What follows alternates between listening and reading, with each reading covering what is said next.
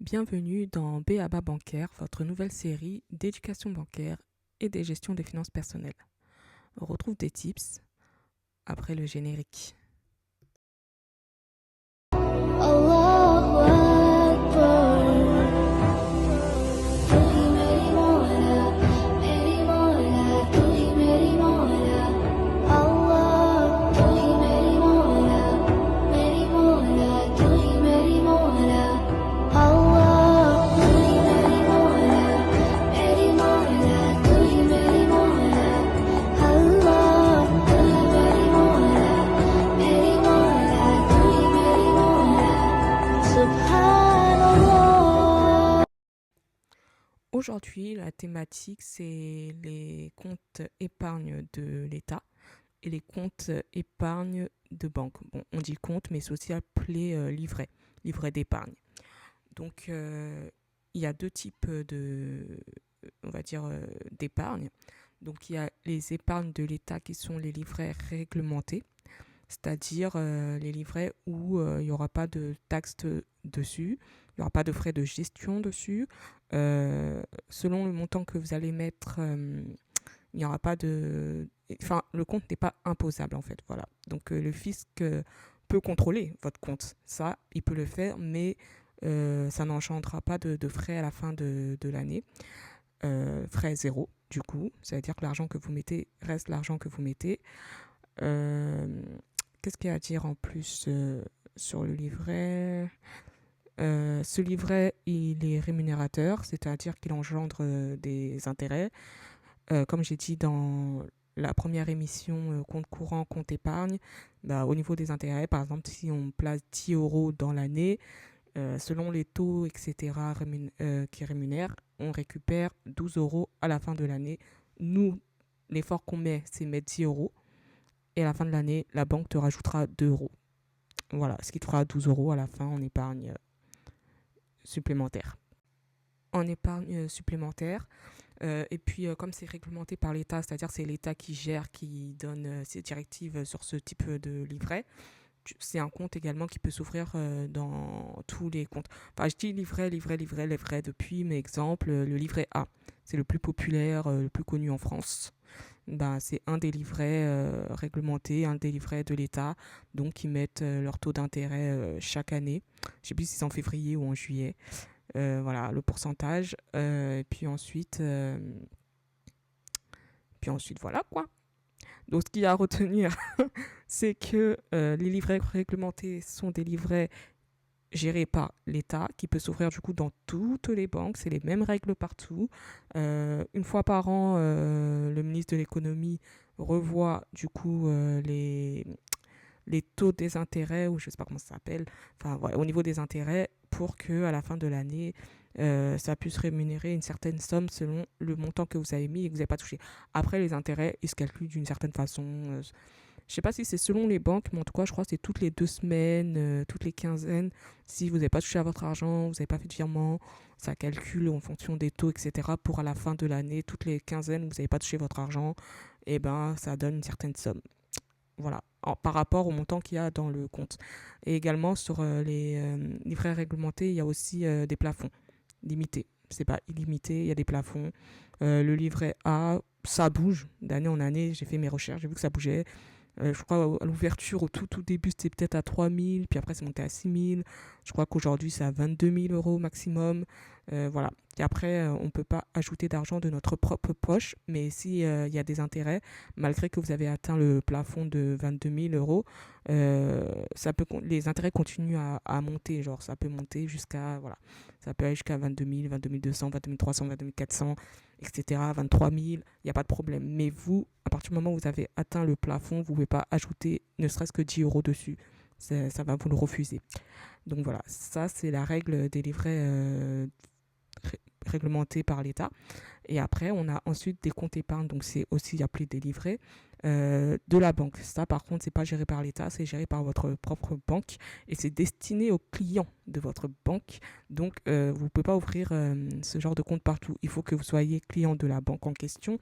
Et du coup, voilà. Donc, je me répète, c'est la même chose que je dis, mais il n'y a que les clients de cette banque en question qui pourra en bénéficier. Il y a différentes règles à suivre. Eux aussi, ils ont leurs propres règles, leurs propres directives à suivre.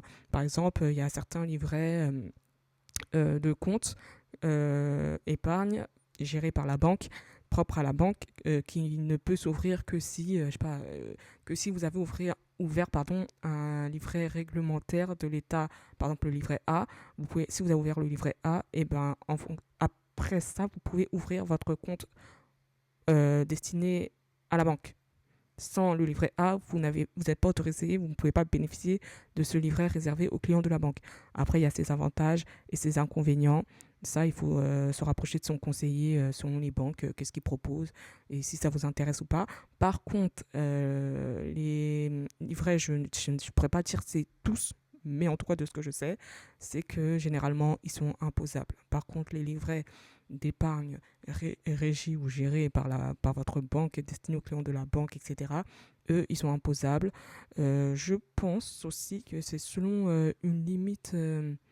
Il y a des règles à suivre en fait. Par exemple, je ne sais plus si vous avez dépassé je sais pas, si votre livret réglementaire n'est pas plafonné à la fin de l'année ou n'est pas à dépasser les 2-3% de retrait. Enfin, il y a toujours des petites règles comme ça, genre, si vous ne respectez pas les règles, vous n'êtes pas dans les normes, vous êtes imposé et il y a des taxes. Ça veut dire qu'à la fin de l'année, comme je reviens sur ma règle de je pose 10 euros et je récupère 12 euros, je ne l'encourage pas à le faire. Je vous explique juste la règle parce que en tant que musulman, chez nous, c'est pas recommandé, il ne faut pas le faire.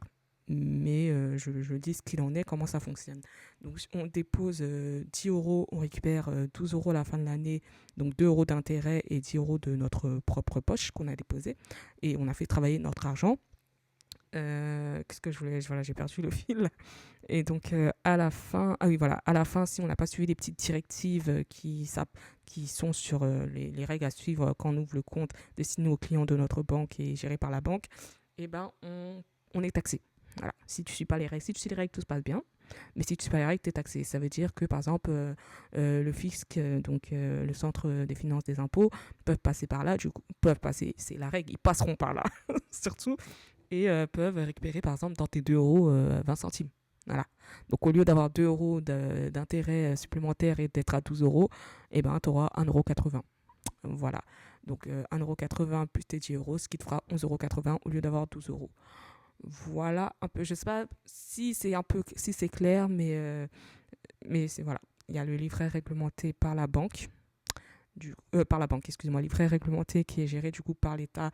Les règles sont données par l'État, on peut ouvrir dans n'importe quelle banque. Exemple, livret A, qui n'est pas imposable, qui n'y a pas de frais de gestion. C'est-à-dire l'argent que tu poses, c'est l'argent que tu poses. Et une fois par an, les taux d'intérêt sont révisés par le ministre de l'économie et des finances, si je ne me trompe pas. Mais la logique, ce serait ça, quoi. De toute façon. Après, il y a les livrets, du coup, comme j'ai dit, propres à la banque, qui régit et géré par les règles de la banque. Et il y a plein de petites règles, des montants à ne pas dépasser, etc. Sinon, on devient imposable très rapidement, généralement. On devient imposable. Et donc, du coup, au lieu de récupérer nos 2 euros supplémentaires sur nos 10 euros, on va peut-être récupérer 1,80 € parce qu'il faudra payer la taxe aux impôts qui est de 20 centimes. 20 centimes, c'est bien évidemment un exemple. Et bien évidemment, on peut ouvrir plusieurs comptes épargne en même temps, en simultané, quoi. C'est pas j'ouvre tel compte, j'attends le plafond soit plein, etc. On peut ouvrir plusieurs comptes épargne réglementés. Mais comme c'est réglementé, c'est fait par l'État, pour pouvoir même ouvrir le compte réglementé, il y a des plafonds, il y a des ressources, il y a beaucoup de choses qui sont vérifiées pour voir si on rentre dans les clous, dans les normes, pour pouvoir ouvrir, etc. Mais tout ça, c'est à faire auprès de son conseiller. Et les comptes... les livrets réglementés, donc gérés par l'État, vous pouvez en faire des comptes épargne, mettre de l'argent de côté, etc. Mais il y a des intérêts. Voilà, je préfère quand même prévenir qu'il y a des intérêts. En tant que musulman, chez nous, on est au courant que ce n'est pas recommandé. Voilà, donc chacun fait ce qu'il veut, comme il veut. Il s'informe, il se renseigne, voilà. Mais je préfère prévenir.